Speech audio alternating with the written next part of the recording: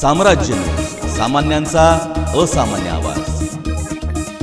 लागू करण्याकरता 3 दिवसापूर्वी परिपत्रक काढण्यात आलं, पण परिवहन उपक्रमाकडील कर्मचाऱ्यांना अद्याप त्या संदर्भातला निर्णय घेतला नाही.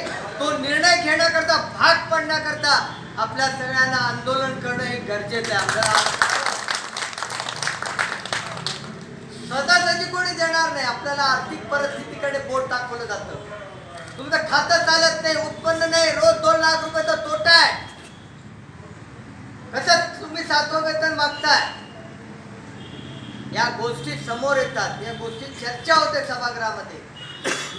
आम्ही उभं राहून ते विरोध करतो. त्याला आम्ही सांगतो कामगारांनी कष्ट केलेलं आहे, काम केलेलं आहे आणि कष्टाचं फळ म्हणून त्याला सरकारने दिलेलं आहे, ते तुम्ही दिलं पाहिजे.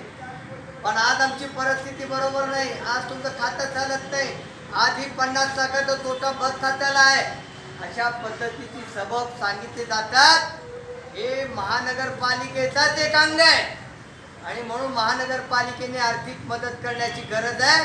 महानगरपालिकेने आर्थिक मदत केलीच पाहिजे अशा पद्धतीचा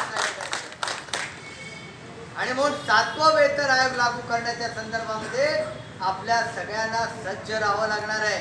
मी आता परवा 15 दिवसापूर्वी पत्र दिलेलं आहे की या सेवानिवृत्त सेवकांना त्यांचे जे काही निवृत्ती वेतन मिळतं त्याच्यामध्ये 7वं वेतनाचं सगळं हे करून त्यांना ॲड करून ते द्यावं. कार्यरत सेवकांना देखील 7वं वेतनाप्रमाणे वेतन अदा करावं. पण महापालिकेचं जेव्हा परिपत्रक निघालं त्यावेळेला आपलं निघालं नाही.